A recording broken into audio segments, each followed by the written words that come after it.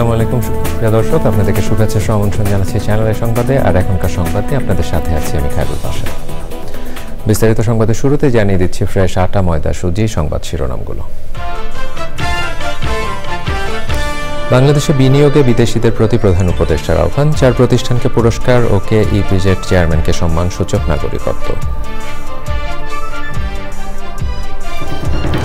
আবু সাইদ হত্যায় 26 জনের বিরুদ্ধে অপরাধের প্রমাণ, জঙ্গি সাজিয়ে হত্যার ঘটনায় সাবেক আইজিপি শহীদুল হক সহ 3 জনকে জিজ্ঞাসাবাদের অনুমতি।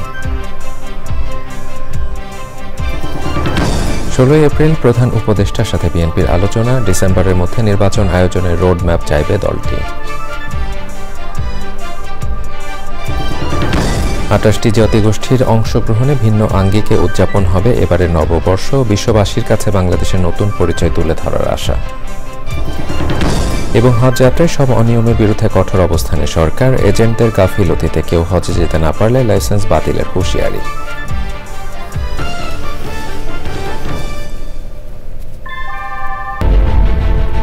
Primacy inbuilt. German technology, Bangladesh's first thermix rod, Salam Steel Thermax. প্রিয় দর্শক, এতক্ষণ সংবাদ শিরোনামগুলো জানাচ্ছিলাম। এখনকার সংবাদ আয়োজন একই সঙ্গে চ্যানেল আইয়ের ইউটিউব চ্যানেল এবং চ্যানেল আইয়ের ওটিটি প্ল্যাটফর্ম আইস্ক্রিনে লাইভ স্ট্রিমিং হচ্ছে। এবারে নিয়ে যাচ্ছি বিস্তারিত আয়োজনে।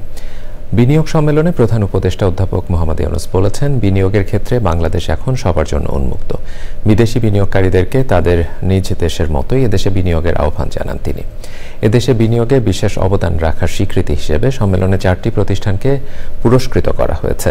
সম্মানসূচক নাগরিকত্ব দেওয়া হয়েছে কেইপিজেড এর চেয়ারম্যানকে। মোস্তফা মল্লিকের রিপোর্ট। 7 এপ্রিল শুরু হওয়া বাংলাদেশ বিনিয়োগ সম্মেলন 2025-এর আনুষ্ঠানিক উদ্বোধন করেন প্রধান উপদেষ্টা অধ্যাপক ডক্টর মোহাম্মদ ইউনূস। নগরীর হোটেল ইন্টারকন্টিনেন্টালে আয়োজিত সম্মেলনে বিনিয়োগে অবদান রাখার জন্য 4 ক্যাটাগরিতে দেশি বিনিয়োগকারী প্রতিষ্ঠান ওয়ালটন, স্কয়ার ফার্মাসিউটিক্যালস, ফেব্রিক্স ও বিদেশি বিনিয়োগকারী প্রতিষ্ঠান বিকাশকে পুরস্কৃত করা হয়। বিশেষ ক্যাটাগরিতে কোরিয়ান এক্সপোর্ট প্রসেসিং জোনের চেয়ারম্যান কিহাক সাংকে দেয়া হয় সম্মানসূচক নাগরিকত্ব। অধ্যাপক ইউনূস বক্তব্যের শুরুতেই শত শহীদদের রক্ত আর ত্যাগের বিনিময়ে অর্জিত বাংলাদেশকে তুলে ধরেন বিনিয়োগকারীদের সামনে। Despite sacrifices of lives for achieving that independence, we rejoiced. We are free. That was 1971. 1974-এর দুর্ভিক্ষের কথা মনে করে আবেগাপ্লুত হন প্রধান উপদেষ্টা। 74 is a year that we cannot forget. People died of hunger. A famine throughout the country. এরপর 1974 এলো। আজকে আমরা 180 মিলিয়ন জনগণের কথা বলছি। 1971 সালে জনগণ ছিল এর 1/3। এখনো সেই আয়তনের দেশ। 1974 এমন একটি বছর যেটি আমরা ভুলব না। 1.5 মিলিয়ন মানুষ মারা গেছে শুধু ক্ষুধায়। অধ্যাপক ইউনূস বলেন, এখন বাংলাদেশে বিনিয়োগের কথা বলা যায় শিল্প প্রতিষ্ঠান স্থাপনের কথা। So we invite you to join that crowd. Not only change Bangladesh by your business, change the world. এখন আমরা বড় শিল্পের কথা বলছি, বাজারের কথা বলছি, বুদ্ধিমান তরুণ প্রজন্মের কথা বলছি। এটাই বাংলাদেশ। খুব অল্প সময়ের মধ্যে অনেক দূর এগিয়ে যাওয়া দেশ। আপনাদের আমন্ত্রণ জানাচ্ছি, বাংলাদেশে বিনিয়োগ করুন। এ ব্যবসা শুধু বাংলাদেশের জন্য নয়, সারা পৃথিবীর জন্য সুযোগ তৈরি করতে পারে। তথ্য প্রযুক্তি ও উদ্ভাবনী চিন্তার মাধ্যমে তরুণ প্রজন্মকে বাংলাদেশকে এগিয়ে নিয়ে যাবে উল্লেখ করে তরুণদের উদ্যোক্তা হওয়ার আহ্বান জানান প্রধান উপদেষ্টা। Mostafa Mallick, channel I, Dhaka. চলমান বিনিয়োগ সম্মেলনে অংশ নেয়া বিভিন্ন দেশের বিনিয়োগকারী ও প্রতিনিধিরা নানা বিষয়ে বৈঠক করেছেন প্রধান উপদেষ্টা অধ্যাপক ডক্টর মোহাম্মদ ইউনূসের সঙ্গে। রাষ্ট্রীয় অতিথি ভবন যমুনায় গুরুত্বপূর্ণ বিষয় নিয়ে এসব দ্বিপাক্ষিক বৈঠকে বাংলাদেশে বিদেশিদের বিনিয়োগে উৎসাহিত করা হচ্ছে। যুক্তরাজ্যে বাণিজ্য দূত ব্যারোনেস রেজি উইন্টারটন প্রধান উপদেষ্টার সঙ্গে সাক্ষাৎ করতে গেলে প্রধান উপদেষ্টা বাংলাদেশের স্বাস্থ্যসেবা ব্যবস্থাকে শক্তিশালী করার লক্ষ্যে যুক্তরাজ্যকে আরও ঘনিষ্ঠ সহযোগিতার আহ্বান জানান। বৈঠকে দ্বিপাক্ষিক সম্পর্ক আরও গভীর করার প্রতিশ্রুতি পুনর্ব্যক্ত করেন উভয় পক্ষ। ব্যারোনেস উইন্টারটন বলেন, আমাদের মধ্যে দীর্ঘ ও বিশ্বাসযোগ্য সম্পর্ক রয়েছে এবং সংস্কারে যে ধারা দেখা যাচ্ছে তাতে আমরা সন্তুষ্ট। স্প্যানিশ পোশাক শিল্প প্রতিষ্ঠান ইন্ডিটেক্সের প্রধান নির্বাহী কর্মকর্তা অস্কার গার্সিয়া মেসেইরাস প্রধান উপদেষ্টার সঙ্গে বৈঠক করেছেন। হোলসিম গ্রুপের নির্বাহী কমিটির সদস্য মার্টিন ক্রেগনার সাক্ষাৎ করেছেন প্রধান উপদেষ্টার সঙ্গে। সংযুক্ত আরব আমিরাত ভিত্তিক বন্দর পরিচালনাকারী ডিপি ওয়ার্ল্ডের গ্রুপ চেয়ারম্যান এবং সিইও সুলতান আহমেদ বিন সুলাইমান দেখা করেছেন প্রধান উপদেষ্টার সঙ্গে।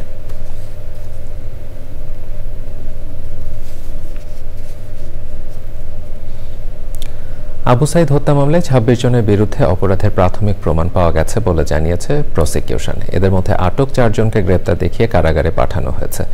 জঙ্গি সাজিয়ে ৯ জনকে হত্যার ঘটনায় সাবেক আইজিপি AKM শহীদুল হক, সাবেক ডিএমপি কমিশনার আসাদুজ্জামান মিয়া ও পুলিশ কর্মকর্তা জসিমউদ্দিন মোল্লাকে জিজ্ঞাসাবাদের জন্য তদন্ত সংস্থাকে অনুমতি দিয়েছেন আদালত। মাজহারুল রহমানের রিপোর্ট। রংপুরের আবু সাইদ হত্যা মামলার আসামি এএসআই আমির হোসেন, কনস্টেবল সুজন চন্দ্র রায়, বেগম রোকেয়া বিশ্ববিদ্যালয়ের প্রক্টর শরীফুল ইসলাম, ছাত্রলীগ কর্মী ইমরান চৌধুরী আশিককে সকালে আন্তর্জাতিক অপরাধ ট্রাইব্যুনালে হাজির করা হয়। প্রসিকিউশন আদালতকে জানিয়েছেন, ওই ঘটনায় সরাসরি যুক্ত ছিলেন পুলিশের 2 সদস্য। ঘটনায় ইন্ধন জুগিয়েছিলেন বেগম রোকেয়া বিশ্ববিদ্যালয়ের প্রক্টর শরীফুল ইসলাম ও ছাত্রলীগ কর্মী ইমরান চৌধুরী আকাশ সহ আরও অনেকে। অন্য মামলায় গ্রেপ্তার থাকা আসামিদের এই মামলায় গ্রেপ্তার দেখাতে প্রসিকিউশন আবেদন করলে আদেশ দেন ট্রাইব্যুনাল। আমরা তদন্ত রিপোর্টের জন্য যে সময় চেয়েছি সেটা ট্রাইব্যুনাল মঞ্জুর করেছেন। আমরা 15/6 পরবর্তী দিন ধার্য হয়েছে। 26 জনের বিরুদ্ধে প্রাথমিকভাবে এখন পর্যন্ত আমরা অভিযোগ পেয়েছি। আমাদের তদন্ত প্রায় শেষ পর্যায়ে। আশা করছি আমরা পরবর্তী ধার্য তারিখে রিপোর্টটা দাখিল করতে পারব।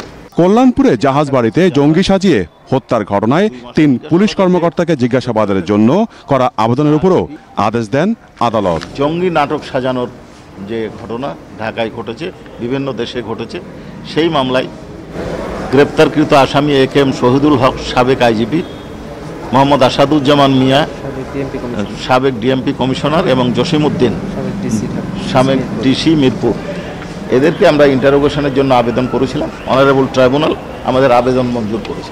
এই মামলার তদন্ত প্রতিবেদন 7 মে দাখিল করতে তদন্ত সংস্থাকে নির্দেশ দিয়েছেন tribunal. Mazharul Manna, channel I, Dhaka. আগামী ডিসেম্বরের মধ্যে নির্বাচন আয়োজনে প্রধান উপদেষ্টার কাছে রোডম্যাপ চাইবে বিএনপি। গুলশান কার্যালয়ে সাংবাদিকদের সঙ্গে মতবিনিময়ে দলের স্থায়ী কমিটির সদস্য সালাউদ্দিন আহমেদ বলেছেন, নির্বাচন নিয়ে আলোচনার জন্য সময় চাওয়ার পর 16 এপ্রিল সময় দিয়েছেন প্রধান উপদেষ্টা অধ্যাপক মোহাম্মদ ইউনূস। তিনি জানান, সংবিধানের 15 সংশোধনীর আগের অবস্থা বহাল চায় বিএনপি। ধর্মনিরপেক্ষতা নিয়েও দলের সুনির্দিষ্ট মতামত আছে বলে মন্তব্য তার। রাহুল রায় রিপোর্ট।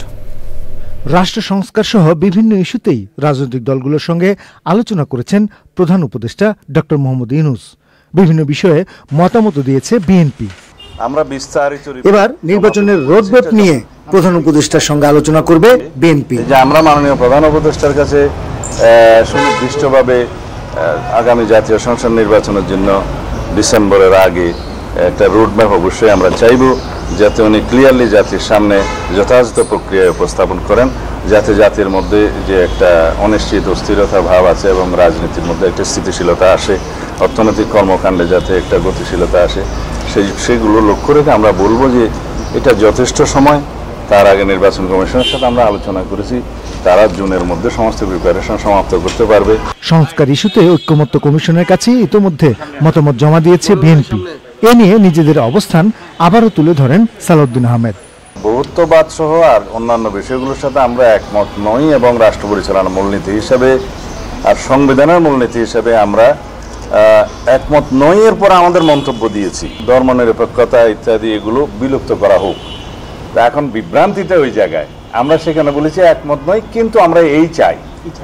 হ্যাঁ, আমরা চেয়েছি 5ম সংশোধনীতে যেটা গৃহীত হয়েছে, যেটা 15 সংশোধনীর পূর্বাবস্থা, সেইটা আমরা বহাল করা হোক, সেটা চেয়েছি। কিন্তু সবাই মনে করছে যে ধর্মনিরপেক্ষতা বাতিলের কথা বলছে, আপনারা সেটা একমত নন কেন? বিষয়টা তা নয়। ভারতের প্রধানমন্ত্রী নরেন্দ্র মোদীর সঙ্গে প্রধান উপদেষ্টা ডক্টর মোহাম্মদ ইউনূসের বৈঠককে স্বাগত জানিয়ে সালাউদ্দিন আহমেদ বলেন, তাদের আলোচনায় জন আকাঙ্ক্ষার প্রতিফলন হয়েছে। রাহুল রায়, চ্যানেল আই, ঢাকা। রাষ্ট্রীয় কোষাগার থেকে 4,000 কোটি টাকা ব্যয়ে মুজিব বর্ষ পালন ও শেখ মুজিবের 10,000-এরও বেশি মুরাল নির্মাণের অভিযোগে শেখ হাসিনা ও শেখ রেহানা সহ অন্যান্যের বিরুদ্ধে অনুসন্ধান শুরু করেছে দুর্নীতি দমন কমিশন দুদক। ইতোমধ্যে 7 সদস্যের কমিটি গঠন করেছে দুদক। অতি গুরুত্বপূর্ণ অভিযোগ নিয়ে দুদক চেয়ারম্যানের সাথে সাক্ষাৎ করেছেন এনসিপির দক্ষিণাঞ্চলের মুখ্য সংগঠক হাসনাত আবদুল্লাহ ও উত্তরাঞ্চলের মুখ্য সংগঠক সার্জিস আলম। রোকসানা মিনের রিপোর্ট। মুজিব বর্ষ পালন ও শেখ মুজিবুর রহমানের 10,000-এর বেশি মুরাল ও ভাস্কর্য নির্মাণে দুর্নীতির অভিযোগে শেখ হাসিনা ও তার বোন শেখ রেহানা সহ সংশ্লিষ্টদের বিরুদ্ধে অনুসন্ধানে নেমেছে দুদক। দুদকের উপপরিচালক মোহাম্মদ মনিরুল ইসলামকে প্রধান করে 7 সদস্যের অনুসন্ধান কমিটি করেছে দুদক। অভিযোগ সংশ্লিষ্ট সংস্থাটির প্রধান কার্যালয়ে আয়োজিত ব্রিফিংয়ে অনুসন্ধানের বিস্তারিত তুলে ধরেন দুদক মহাপরিচালক। জানিয়েছেন, রাষ্ট্রীয় কোষাগার থেকে অর্থ অপচয় ও ক্ষতি সাধনের অভিযোগে এই অনুসন্ধানের সিদ্ধান্ত নিয়েছে দুদক। মুজিব বর্ষ পালন এবং শেখ মুজিবের 10,000-এর বেশি মুরাল ও ভাস্কর্য নির্মাণ করে অর্থ অপচয় ও ক্ষতি সাধনের অভিযোগ সংক্রান্ত একটি অভিযোগ অনুসন্ধান চলমান রয়েছে। এই সংক্রান্তে গঠিত অনুসন্ধান দল অনুসন্ধান সংক্রান্তে রেকর্ডপত্র সংগ্রহ করছেন। 7 সদস্য বিশিষ্ট একটি অনুসন্ধান দল গঠন করা হয়েছে। এদিকে দুপুর 2:30টায় লিখিত অভিযোগ নিয়ে দুদক চেয়ারম্যানের সাথে সাক্ষাৎ করেছেন এনসিপির দক্ষিণাঞ্চলের মুখ্য সংগঠক হাসনাত আবদুল্লাহ ও উত্তরাঞ্চলের মুখ্য সংগঠক সার্জিস আলম। কিছু অভিযোগ দিতে আসছে না, রিসিভ করছে অভিযোগ, এখন অভিযোগ দিয়েছি, আমরা এটা ফলো আপ করবো, ফিডব্যাক নেব। এই দুদককে ব্যবহার করেই কিন্তু অনেককে সাম্রাজ্য তৈরি করতে সহযোগিতা করা হয়েছে, একদম কালো টাকা। আবার অনেক ভালো মানুষকে এটার মধ্যে দিয়ে বছরের পর বছর ধরে ভোগান্তিতে রাখা হয়েছে, অস্বস্তিতে রাখা হয়েছে। তো সেই জায়গা থেকে আমরা চাই দুদকের মতো ফাংশন করুক। এছাড়া প্রায় 173 কোটি টাকা জ্ঞাত আয় বহির্ভূত সম্পদ অর্জনের অভিযোগে চাঁপাইনবাবগঞ্জ 3 আসনের সাবেক এমপি আব্দুল ওদুদ ও তার স্ত্রীর বিরুদ্ধে মামলা করেছে দুদক। রোকসানা আমিন, চ্যানেল আই, ঢাকা। খাদ্য চাহিদা নিশ্চিত করতে বড় মৌসুমে ধান, চাল আর গম সংগ্রহের লক্ষ্য এবং দাম নির্ধারণ করা হয়েছে। কেজি প্রতি 4 টাকা বেশি করে দাম নির্ধারণ করেছে খাদ্য পরিকল্পনা এবং পরিধারণ কমিটি। দেশে আসানুরূপ ফসল উৎপাদন হয়েছে, ফলে খাদ্য ঘাটতি হবে না জানালেন অর্থ উপদেষ্টা। বিস্তারিত জানাচ্ছেন রফিকুল বাশার। খাদ্য পরিকল্পনা এবং পরিধারণ কমিটির বৈঠকে সরকারিভাবে স্থানীয় বাজার থেকে 17.5 লাখ মেট্রিক টন ধান এবং চাল কেনার সিদ্ধান্ত হয়েছে। এর মধ্যে ধান 3.5 লাখ টন এবং চাল 14 লাখ মেট্রিক টন। গম কেনার লক্ষ্য ঠিক করা হয়নি। ধান প্রতি কেজি 36 টাকা, চাল 49 টাকা এবং গম প্রতি কেজি 36 টাকা করে কেনা হবে। ধারাবাহিকভাবে এই যে বন্যা হলো 8টা ডিস্ট্রিক্টে, তারপর অতিবৃষ্টি হওয়ার ফলে ফসলের ক্ষতি হওয়া সত্ত্বেও আমরা কিন্তু নিয়মিতভাবে সার আমদানি করে, চাল বিভিন্ন আমদানি করে মোটামুটি কিন্তু আমরা স্টেবল রেখেছি। বর্তমান অর্থনৈতিক পরিস্থিতিতে খাদ্য সংকট হবে না বলে জানান অর্থ উপদেষ্টা। আমরা উৎপাদন খরচ কৃষি মন্ত্রণালয় যেটা দিয়েছে তার সাথে প্রফিট যোগ করে এটা ধরে দিয়েছি। আমরা আশা করছি এটা পর্যাপ্ত হবে ইনশাল্লাহ। আপনারা যখন শুরু হয়, হাওরে অলরেডি অল্প অল্প পরিমাণ শুরু হয়েছে, 1 বৈশাখে পুরোপুরি শুরু হবে। ধানের উৎপাদন এবার লক্ষ্যমাত্রার চেয়ে বেশি হবে বলে আশা কৃষি উপদেষ্টা। লক্ষ্যমাত্রা থেকে আশা করতেছি আল্লাহ দিলে এবার উৎপাদন আরো বেশি হবে। তাও আবার যেহেতু জানেন যে পরিস্থিতির উপরে নির্ভর করে, এটা ওয়েদারটার উপর অনেকটা নির্ভরশীল। আগামী 24শে এপ্রিল থেকে 31শে আগস্ট পর্যন্ত এই ধান, চাল, গম সংগ্রহ করা হবে। Rafiqul Bashar, channel I, Dhaka. শোভাযাত্রা, কনসার্ট, সাধুসংঘ, ধামাইল নাচ, ড্রোন শো সহ বিভিন্ন আঙ্গিকে উদযাপন করা হবে এবারে নববর্ষ। চারুকলা শোভাযাত্রায় বাঙালি সহ 28টি জাতিগোষ্ঠী অংশ নেবে। এছাড়া চৈত্র সংক্রান্তিতে সরোয়ার্দী উদ্যানে কনসার্ট ও পার্বত্য চট্টগ্রামে হবে বিজু সহ নানা আয়োজন। ফরেন সার্ভিস একাডেমিতে সংবাদ সম্মেলনে সংস্কৃতি উপদেষ্টা মোস্তফা সরোয়ার ফারুকী বলেন, সাংস্কৃতিক সম্প্রীতির মাধ্যমে বিশ্ববাসীর কাছে নতুন পরিচিতি পাবে বাংলাদেশ। রিয়াজ ইসলামের রিপোর্ট। বাংলা নববর্ষ এবং পাহাড় সমতলে জাতিগোষ্ঠীর চৈত্র সংক্রান্তি ও বর্ষবরণ উৎসব নিয়ে ফরেন সার্ভিস একাডেমিতে সংস্কৃতি বিষয়ক উপদেষ্টা ও পার্বত্য চট্টগ্রাম বিষয়ক উপদেষ্টার সংবাদ সম্মেলন। এবারে নববর্ষের শোভাযাত্রায় আগের সববারের চেয়ে ভিন্ন মাত্রা যোগ হবে বলে সংবাদ সম্মেলনে জানালেন সংস্কৃতি বিষয়ক উপদেষ্টা। বাঙালি বাদে 27টা জনগোষ্ঠী অংশগ্রহণ করছে এবং তারা প্রত্যেকেই তার নিজের সংস্কৃতি নিয়ে, নিজের পোশাকে, নিজের বাদ্যযন্ত্র, আবার কেউ আধুনিক বাদ্যযন্ত্র নিয়ে আসবে। আমাদের একটা গিটার স্কুল আছে, ব্রিলিয়ান্ট গিটার স্কুল, ওরা 15-20 জন গিটার প্লেয়ার নিয়ে আসছে, ইয়াং ছেলে মেয়ে, আমরাও বাঁশি বাদক আসছে। ফলে এরা প্রত্যেকেই তাদের নিজ নিজ কালচারকে রিপ্রেজেন্ট করবে। এই এবারে শোভাযাত্রায় একটা প্যালেস্টাইনের ফ্ল্যাগ নিয়ে আসবেন এবং ওই রক মিউজিশিয়ানরা একটা গান গাবে, আপনারা জানেন সেই গানটা, from the river to sea Palestine will be free. পার্বত্য চট্টগ্রাম বিষয়ক উপদেষ্টা বলেন, পাহাড়ের সব জাতিগোষ্ঠীর সাম্প্রদায়িক সম্প্রীতির মাধ্যমে বিজু সহ নানা ধরনের উৎসব হবে। এইবারে আমাদের পার্বত্য এলাকাকে এবং অন্যান্য প্লেনল্যান্ডে যে জাতিগোষ্ঠীগুলি রয়েছে তাদেরকে আরেকটা নতুন মাত্রায় আমাদেরকে সংযোজন করে দিয়েছে। এবারের শোভাযাত্রায় রং ও থিমে নতুনত্ব থাকার পাশাপাশি আইন শৃঙ্খলা নিয়ন্ত্রণে থাকবে কঠোর অবস্থানে। রিয়াজ ইসলাম, চ্যানেল আই, ঢাকা। প্রতি বছরের মতো এবার অনুষ্ঠিত হতে যাচ্ছে ইস্পাহানি চ্যানেল আই সুরের ধারা বর্ষবরণ 1432। এবারের আয়োজনে সহযোগিতা করছে সংস্কৃতি বিষয়ক মন্ত্রণালয় এবং ঢাকা দক্ষিণ সিটি কর্পোরেশন। এই আয়োজনকে ঘিরে রাজধানীর লালমাটিয়ায় জোর প্রস্তুতি ও মহড়ার আয়োজন করা হয়েছে। সুলতানা হিমু রিপোর্ট। বাংলা নতুন বছর বরণে প্রতি বছর চ্যানেল আই সুরের ধারার আয়োজন বাঙালির বর্ষবরণে ভিন্ন মাত্রা যুক্ত করে। এরই ধারাবাহিকতায় এবারও রবীন্দ্র সরোবরে হচ্ছে ইস্পাহানি চ্যানেল আই সুরের ধারা বর্ষবরণ 1432। আয়োজকরা জানান 13 এপ্রিল সন্ধ্যা 6:30 থেকে রাত 9টা পর্যন্ত চৈত্র সংক্রান্তি 1431 উদযাপন করা হবে। 14 এপ্রিল সকাল 6টায় শুরু হবে বর্ষবরণের আয়োজন, চলবে সকাল 9টা পর্যন্ত। আর এই আয়োজনকে পরিপূর্ণভাবে পরিবেশন করতে প্রস্তুত শিল্পীরা। প্রস্তুতি ও মহড়ার আয়োজন করা হয় রাজধানীর লালমাটিয়ায়। আমাদের বাংলাদেশের প্রথিতযশা শিল্পী যারা, তারাও আমাদের একক সঙ্গীত পরিবেশন করবেন। আর এবার যেটি উল্লেখযোগ্য দিক সেটা হচ্ছে ভিন্ন জাতিগোষ্ঠী আমাদের সাথে এবার পারফর্ম করছে। তারা হচ্ছে রাঙামাটি থেকে আসছেন আমাদের সাথে। আমরা মনে করছি এবারের আয়োজনটি আমাদের আরো অনেক আকর্ষণীয় কিছু আমরা করতে যাচ্ছি। জনসমাগমের কথা চিন্তা করে ওখানে করছি। চৈত্র সংক্রান্তি ও বর্ষবরণ অনুষ্ঠানে সুরের ধারা শিল্পীদের পরিবেশনার পাশাপাশি ভিন্ন জাতি গোষ্ঠীর শিল্পীরাও সঙ্গীত পরিবেশন করবেন। সংস্কৃতি বিষয়ক মন্ত্রণালয় ও ঢাকা দক্ষিণ সিটি কর্পোরেশনের সহযোগিতায় এবারের আয়োজন সরাসরি সম্প্রচার করবে channel I. Sultana Himu, channel I, Dhaka. Ticket কালোবাজারি, সৌদি আরবে বাড়ি ভাড়া জটিলতা ও মধ্যস্বত্বভোগীদের দৌরাত্ম্য সহ হজযাত্রায় সব অনিয়মের বিরুদ্ধে কঠোর অবস্থানে সরকার। ধর্ম উপদেষ্টা বলেছেন, হজ এজেন্টদের গাফিলতিতে কোনো হজযাত্রী হজে যেতে না পারলে লাইসেন্স বাতিল করা হবে। বাংলাদেশ থেকে এবার হজের প্রথম ফ্লাইট 29 এপ্রিল। চক্র মালিথার রিপোর্ট। প্রয়োজনীয় সব তথ্য সহ হজযাত্রীদের জন্য চালু হচ্ছে মোবাইল অ্যাপ। সৌদি আরবে বাংলাদেশি হাজিদের মোবাইলে থাকবে রোমিং সুবিধা। সাথে টাকা বহন না করার জন্য সকল হজযাত্রীকে দেওয়া হবে ডেবিট কার্ড। সরকারের নেয়া নতুন এসব ব্যবস্থা জানানোর পাশাপাশি হজের নিয়মকানুন হাতে কলমে শেখাতে হজযাত্রীদের জন্য ধর্ম মন্ত্রণালয়ের প্রশিক্ষণ কর্মশালা। এই মুহূর্ত পর্যন্ত 6575 জন হাজি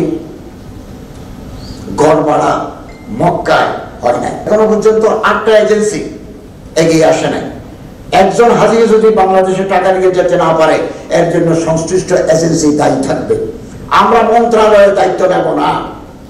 অনুষ্ঠান শেষে চ্যানেল আইয়ের সাথে প্রাসঙ্গিক আরো বিষয় নিয়ে কথা বলেন ধর্ম উপদেষ্টা। যাতে টিকিটের কালোবাজারি অথবা সিন্ডিকেট করে যাতে টিকিটের মূল্য বৃদ্ধি করা না যায়, এ ব্যাপারে আমরা সচেতন থাকবো, আমরা মনিটর করব। জিএসএ আমাদের সাথে যোগাযোগ করেছেন তাদেরকে দেওয়ার জন্য। আমরা স্পষ্ট করে বলে দিয়েছি, সার্কুলারও করে দিয়েছি, ফ্লাইনাসে যে সমস্ত যাত্রীরা হজে যাবেন তাদের টাকা ফ্লাইনাসের অ্যাকাউন্টে যাবে, জিএসের নামে যাবে না। সরকারি বেসরকারি মিলে এবছর বাংলাদেশ থেকে 87,100 জনের হজে যাওয়ার কথা রয়েছে। চকর মালিথা, চ্যানেল আই, ঢাকা।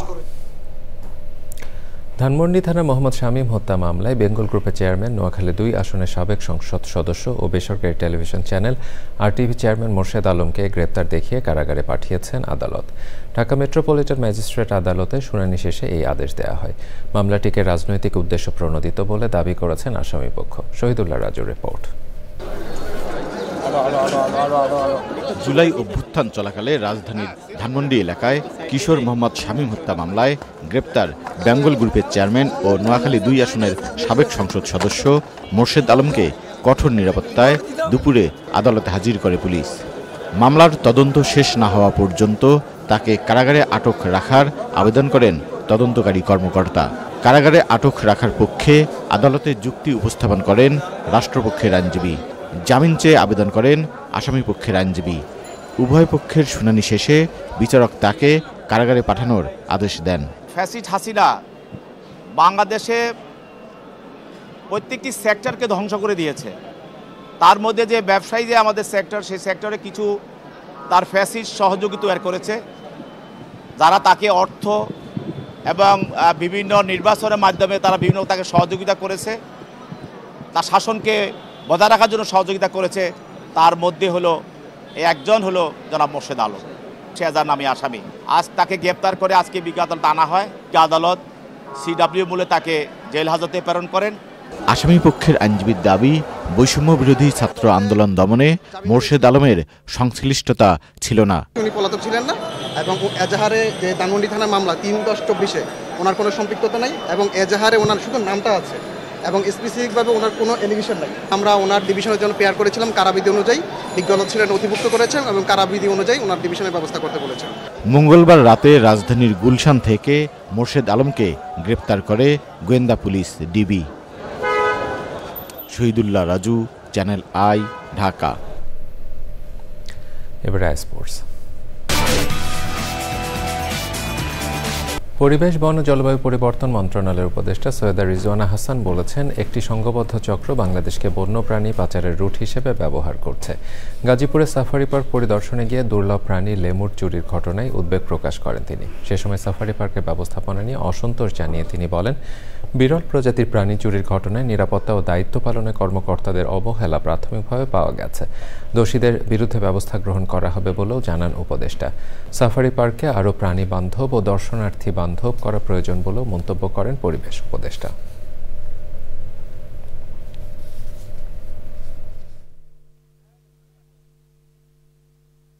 এটাকে সহজভাবে দেখার কোনো উপায় নেই। এটা অবশ্যই it's a crime against the park, it's a crime against the species. যে স্পিসিসটা চুরি হয়ে গেছে, সে যতক্ষণ আমার কাছে ছিল ততক্ষণ আমি জানতাম যে সে কেমন ছিল। এখন সে কেমন আছে আমি কিন্তু জানি না। ফলে ওই প্রজাতিটার প্রতি একটা চরম অবিচার এবং এই পার্কের প্রতি একটা চরম অবিচার। আপনারা এটা নিশ্চিত থাকেন যে যদি কেউ দোষী সাব্যস্ত হয় তাহলে সে অবশ্যই কঠোরতম শাস্তির মুখোমুখি হবে। দর্শক, সংবাদের এ পর্যায়ে নিচ্ছে একটি বিরতি। বিরতির পরে দেখবেন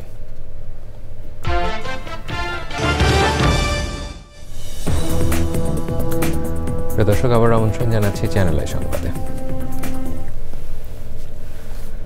কবি ও চিন্তক ফরহাদ মাজার বলেছেন, অভ্যুত্থান যখন হয় এটা আইন মেনে চলে না, এটা আইন ভাঙার জন্য হয়।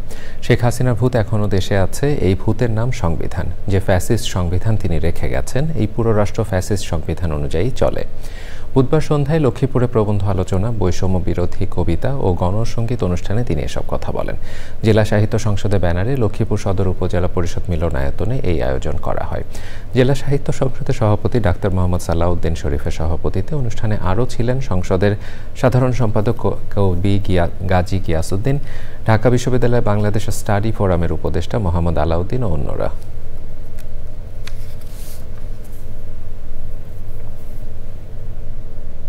গণঅভ্যুত্থান যখন হয় এটা আইন মেনে চলে না, এটা আইন ভাঙার জন্য হয়। শহীদ জীবন দিল, মুগ্ধ জীবন দিল, দিয়ে আমরা আবার শেখ হাসিনার হাতে ক্ষমতা তুলে দিলাম। আপনি যারা শেখ হাসিনা তো নাই, তার হাতে কেন ক্ষমতা তুলে গেছে? যেই ফ্যাসিস্ট সংবিধান লিখে গেছে, এই পুরো রাষ্ট্র এই ফ্যাসিস্ট সংবিধানের অনুযায়ী চলে, এখনো চলতেছে। আপনার ডিসি বলেন, পুলিশ বলেন, আমলারা বলেন, তাহলে শেখ হাসিনার ভূত কিন্তু আছে রে ভাই। এটা যদি আমরা বুঝি তাহলে আমাদেরকে সাংঘাতিকভাবে সতর্ক এবং সচেতন থাকতে হবে। এবারে নিটোল টাটা আন্তর্জাতিক সংবাদ।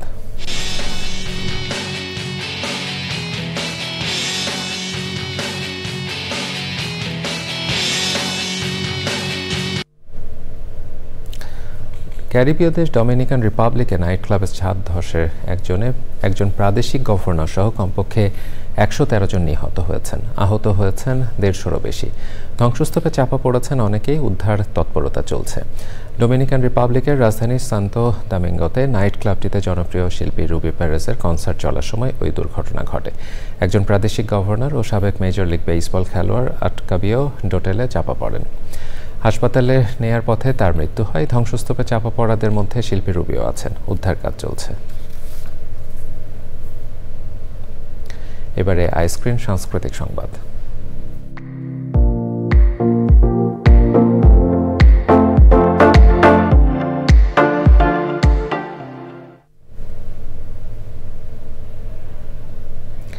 ঈদ উল ফিতরে মুক্তি পেয়েছে জনপ্রিয় অভিনেতা মোশাররফ করিম অভিনীত ক্রাইম থ্রিলার চক্কর ৩২০।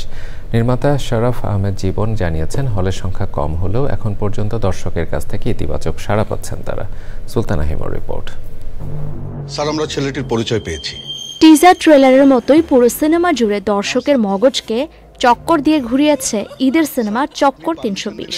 মুক্তির পর অল্প সংখ্যক হল আর শো নিয়েও দর্শক চাহিদায় এগিয়ে চলেছে চলচ্চিত্রটি। রাতে ঘুম হয়েছে তো ঠিক মতো? এই সিনেমার মধ্য দিয়ে চলচ্চিত্র পরিচালনায় পা রেখেছেন বিজ্ঞাপন নির্মাতা ও অভিনেতা শরফ আহমেদ জীবন। তিনি জানালেন, ঈদের দ্বিতীয় সপ্তাহে এসে চক্করের অডিয়েন্স বেড়েছে, তবে সারা দেশে হল না থাকায় আপাতত মাল্টিপ্লেক্সেই সীমাবদ্ধ চক্কর। এটা কিন্তু অডিয়েন্সের একটা রিয়াকশন, যে প্রাইজিং এবং টাইমিং। সো আমার মনে হয় যে চক্কর ৩০২ যদি এটা আপনার মাধ্যমে আমি কর্তৃপক্ষকে বলতে চাই, যদি আরেকটু ঠিকঠাক টাইমে যদি হতো এবং শো সংখ্যাটা যদি আরেকটু বাড়ানো যেত, সিঙ্গেল স্ক্রিনের জন্য ডেফিনেটলি আমরা সারা বাংলাদেশে ছড়াই দিব। ম্যাক্সিমাম জেলা শহরগুলোতে আপনি দেখবেন অপোজিশন নাই, মানে একটা করে হল। সো যখন বরবাদ চলছে তো, এবং সারা বছর যখন একটা হল বন্ধ থাকে এবং ঈদ সময়টাই চলে, সো ডেফিনেটলি ওনারা ব্যবসা করতে চান। এতদিন আমরা বলছি যে আমাদের ছবি নাই, এখন আমাদের হাতে ছবি আসছে, এখন হলো হল ক্রাইসিস। চক্কর ২ নিয়েও কথা বললেন নির্মাতা। আমরা যদি বলি তাহলে একটু ভালোভাবেই বলবো যে আমরা আসলে করব, কারণ আমার পিছনে একটা বড় ক্রিয়েটিভ টিম কাজ করছে, যেটা আসলে প্রমোশনে আমরা ওটা করতে পারি নাই। সো ওই জায়গা থেকে ওনাদেরও তো একটা অপিনিয়ন আছে যে আমরা আসলে পার্ট 2-তে যাব নাকি আমরা নতুন কোনো ছবিতে যাব, এটা আসলে আরেকটু অপেক্ষা করতে হবে অডিয়েন্সকে। এই সিনেমায় অভিনয় করেছেন জনপ্রিয় অভিনেতা মোশাররফ করিম, তারিন, শাশ্বত দত্ত, ইন্তেখাব দিনার সহ অনেকে। একটা বানোয়াট মিথ্যা মামলায় আমার ছেলেটাকে ফাঁসিয়েছে। Sultana Himu, channel I, Dhaka. জাতীয় শিশু কিশোর সংগঠন কচিকাঁচার মেলার প্রতিষ্ঠাতা, পরিচালক, শিশু সাহিত্যিক ও সাংবাদিক রুকনুজ্জামান খান দাদা ভাইয়ের জন্মশতবর্ষে নানা আয়োজন করা হয়। কেন্দ্রীয় কচিকাঁচার মেলার উদ্যোগে দাদা ভাইয়ের জন্মশতবর্ষে অনুষ্ঠানে বক্তারা বলেন, শিশু কিশোরদের চিত্তবৃত্তি, মননশীলতা ও সাংস্কৃতিক চেতনার বিকাশ ঘটিয়ে তাদের সচেতন, সক্ষম ও সৃজনশীল মানুষ হিসেবে গড়ে তোলার জন্য আজীবন সক্রিয় থেকেছেন দাদা ভাই। আয়োজনে প্রধান অতিথি ছিলেন কথা সাহিত্যিক ও ঢাকা বিশ্ববিদ্যালয়ের এমিরেটাস অধ্যাপক সৈয়দ মঞ্জুরুল ইসলাম। সে সময় ছিলেন সংগঠনের সভাপতি খন্দকার মোহাম্মদ আসাদুজ্জামান ও সহসভাপতি ডক্টর রওশন আরা ফিরোজ। আলোচনা শেষে রুকনুজ্জামান খান দাদা ভাই জন্মশতবর্ষে শ্রদ্ধার্ঘ গ্রন্থের মোড়ক উন্মোচন করা হয়। আয়োজনে ছিল সংগঠনের শিশু কিশোরদের মনোজ্ঞ সাংস্কৃতিক পরিবেশনা। এবারে কৃষি সংবাদ।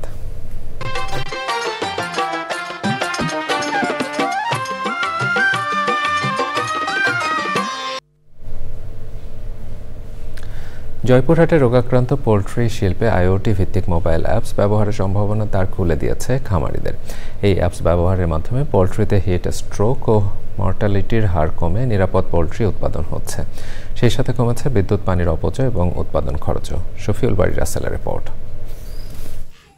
জেলার প্রায় শতকরা 40% মানুষ পোলট্রি শিল্পের সাথে জড়িত। তাদেরই একজন সদর উপজেলার উড়ি মাধবপাড়ার ফাতেমা পোলট্রি অ্যান্ড ডেইরি ফার্মের মালিক দেওয়ান সাজু। তিনি প্রায় 1 যুগেরও বেশি সময় ধরে পোলট্রি উৎপাদনের সাথে জড়িত। আগে তার খামারে সনাতন পদ্ধতিতে সোনালী মুরগি লালন পালন করতেন, কিন্তু জাকস ফাউন্ডেশন থেকে আইওটি ভিত্তিক মোবাইল অ্যাপসের প্রশিক্ষণ আর বিনামূল্যের সেই প্রযুক্তি স্থাপন খুলে দিয়েছে তার ভাগ্যের চাকা। তারা আমাকে প্রশিক্ষণ শেষে একটি অ্যাপস প্রদান করে, যার মাধ্যমে 32 ডিগ্রি সেলসিয়াস তাপমাত্রা উপরে অধিক উঠে গেলে আমার উপরে ঝর্ণা, নিচে ফ্যান অটোমেটিক চালু হয়ে যায় এবং এতে মুরগির মৃত্যুর হার কমে যায় এবং রোগব্যাধিও নিয়ন্ত্রণে থাকে। খামারের খাদ্য পরিবেশন, তাপমাত্রা নিয়ন্ত্রণ সহ সব তথ্য দিচ্ছে এই মোবাইল অ্যাপ। এই সেবা যারা মানে নিবে আর কি, আমার মনে হয় যে হয়তো খুব ভালো একটা এখান থেকে ফল পাওয়া যেতে পারে। নিরাপদ মুরগি উৎপাদন ও অর্থনৈতিক উন্নয়নে এই মোবাইল অ্যাপ ব্যবহার গুরুত্বপূর্ণ ভূমিকা রাখবে বলছেন সরকারি বেসরকারি বিভিন্ন সংস্থা। তাপমাত্রা, আর্দ্রতা, অ্যামোনিয়া গ্যাসের বিষয় আছে, মিথেন গ্যাস, কার্বন ডাইঅক্সাইড, এটা যে একটা মুরগির জন্য যে পরিমাণ প্রয়োজন, এই সিস্টেমের মাধ্যমে অটোমেটিক্যালি তার প্রয়োজন অনুসারে শেডের ভিতরে এই পরিবেশটা তৈরি হবে। পোল্ট্রি শিল্পে এই অ্যাপসের ব্যবহার ইতোমধ্যে বেশ সাড়া ফেলেছে। জয়পুরহাট থেকে শফিউল বারী রাসেল, চ্যানেল আই। এবারে প্রকৃতি সংবাদ।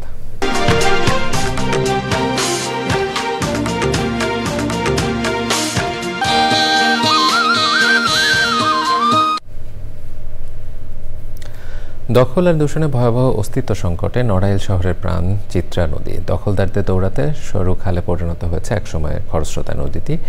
পরিবেশ বিপর্যয় রোধে চিত্রা নদী রক্ষায় প্রয়োজনীয় উদ্যোগের দাবি জানিয়েছেন পরিবেশবাদীরা। তবে দখলদারদের তালিকা করা সহ চিত্রা নদী রক্ষায় কঠোর ব্যবস্থা নেওয়ার কথা জানিয়েছে প্রশাসন।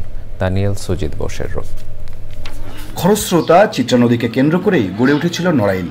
স্থানীয় ব্যবসা বাণিজ্য থেকে শুরু করে যোগাযোগ আর জীবন জীবিকা নির্বাহের মাধ্যম ছিল চিত্রা নদী। তবে বছরের পর বছর দূষণ আর দখলের কবলে পড়ে সংকুচিত হয়ে পড়েছে একসময়ের প্রবাহমান চিত্রা নদী।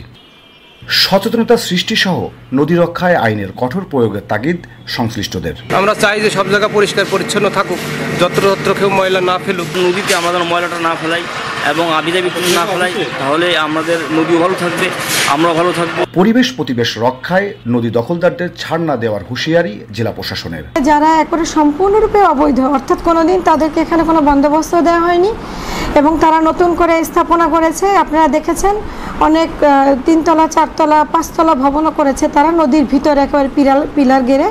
তো আমরা তাদেরকে উচ্ছেদের জন্য ইতিমধ্যে আমরা তাদের তালিকা তৈরি করেছি এবং তাদেরকে আমরা উচ্ছেদের জন্য নোটিশও দিয়েছি। এক্ষেত্রে যদি আমাদের আবারও কোর কমিটি নিয়ে বসতে হবে বা স্থানীয় গণ্যমান্য ব্যক্তিবর্গ নিয়ে বসতে, আমরা বসে প্রপার ব্যবস্থাটা নিই। পরিবেশ ও জীববৈচিত্র্য রক্ষায় চিত্রা নদী দখলমুক্ত করতে প্রশাসনকে আরও কঠোর হওয়ার তাগিদ দিয়েছেন পরিবেশবাদীরা। Daniel Sujit Bose, channel I, Narail. এবারে ঢাকা ব্যাংক পিএলসি বাণিজ্য সংবাদ।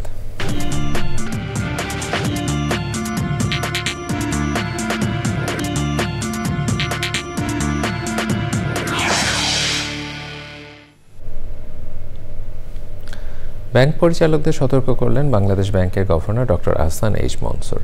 Bangladesh institute of bank management BIBM এর বার্ষিক ব্যাংকিং সম্মেলন উদ্বোধন পর্বে তিনি বলেন, ব্যাংক পরিচালকরা নিজে থেকে সংশোধন হলে ভালো, না হলে 13টি ব্যাংকের মতো আরও অনেক ব্যাংকের বোর্ড ভেঙে নতুন পর্ষদ গঠন করবে বাংলাদেশ ব্যাংক। তিনি বলেন, ব্যাংকিং খাতের স্বাস্থ্য ভালো নয়, গত 10 বছরে খাতটিকে অপব্যবহার করা হয়েছে। ফলে গ্রাহকের স্বার্থে ব্যাংকের বোর্ডে হস্তক্ষেপ করতে হচ্ছে কেন্দ্রীয় ব্যাংকে। আগামী কয়েক সপ্তাহের মধ্যে আরও একটি ব্যাংকের বোর্ড ভেঙে দেয়া হতে পারে বলে জানান তিনি।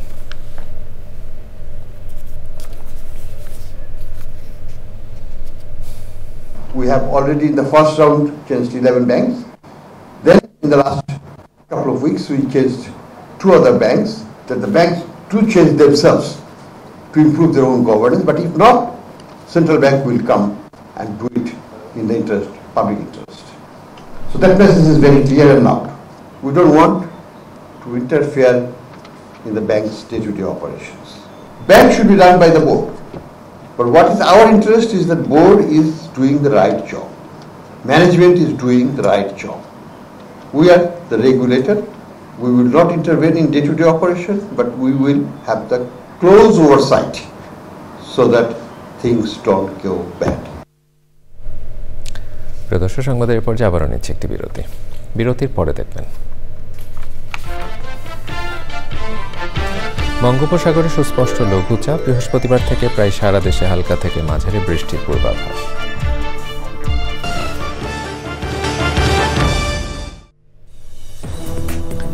দর্শক, আবার আমন্ত্রণ জানাচ্ছি চ্যানেল আই সংবাদে।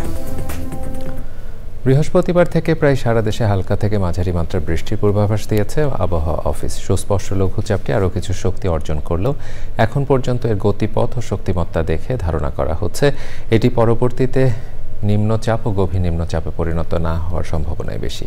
আবহাওয়াবিদ ডক্টর মোহাম্মদ আবুল কালাম মল্লিক জানিয়েছেন, বুধবার সকাল 6টা থেকে পরবর্তী 12 ঘন্টা পর্যন্ত লঘুচাপটি উত্তর দিকে অগ্রসর হবে। এর আগে চলতি মাসের দীর্ঘমেয়াদের পূর্বাভাসে বঙ্গোপসাগরের 1 থেকে 2টি লঘুচাপ সৃষ্টির আশঙ্কার কথা জানিয়েছিল আবহাওয়া অফিস।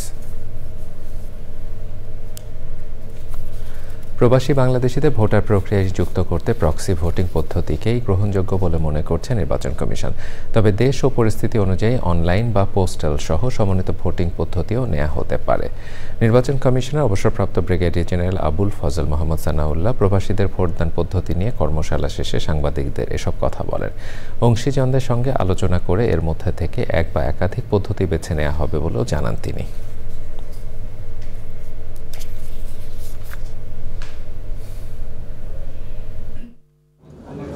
আমরা বাংলাদেশি প্রবাসীদের এবারে ভোটের আওতায় আনতে পারবো, সেটা যে পরিসরেই হোক না কেন, সীমিত হোক বা বৃহত্তর পরিসরে হোক। কোন পরিসরে হবে আমরা পুরো ব্যবস্থাপনাটা এক্সপ্যান্ড করার পরে, স্টেক হোল্ডারদের সাথে কথা বলার পরে তারপরে আমরা বুঝতে পারবো। দক্ষতা উন্নয়ন এবং কর্মসংস্থান সৃষ্টির ক্ষেত্রে বাংলাদেশ আনসার ও গ্রাম প্রতিরক্ষা বাহিনী বিশেষ প্রশিক্ষণের ব্যবস্থা করেছে।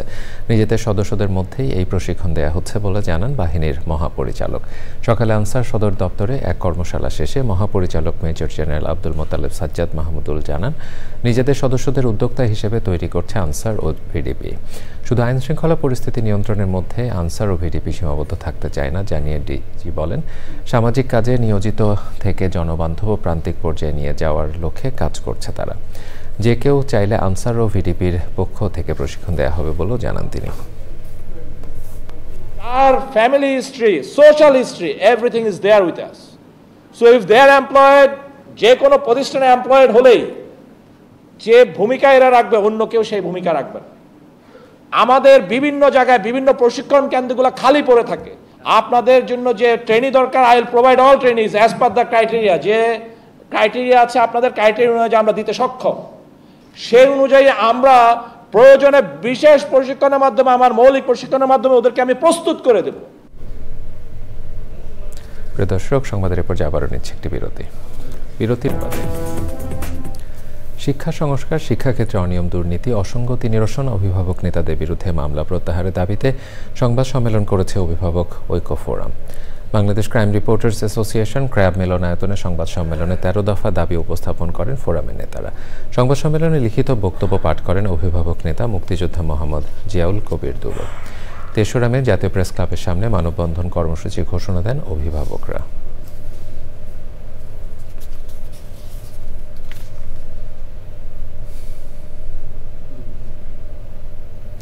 এবারে খেলার খবর।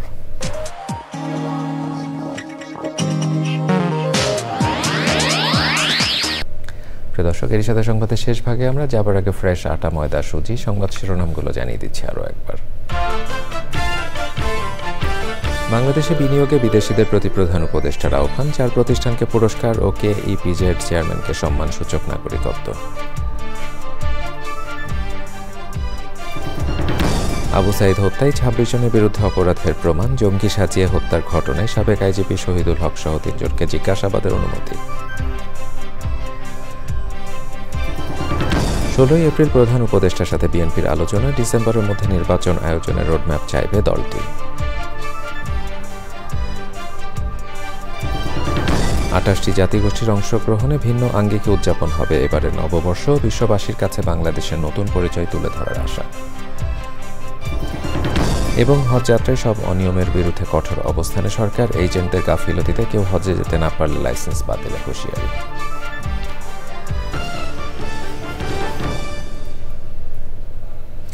দর্শক, এছাড়াও চ্যানেলের সর্বশেষ সংবাদ জানতে ভিজিট করুন channelionline.com-এ। যুক্ত থাকুন আমাদের সোশ্যাল মিডিয়া প্ল্যাটফর্মগুলোর সাথে। এতক্ষণ চ্যানেলের সংবাদের সাথে থাকার জন্য সকলকে ধন্যবাদ জানিয়ে বিদায় নিচ্ছি। শুভেচ্ছা।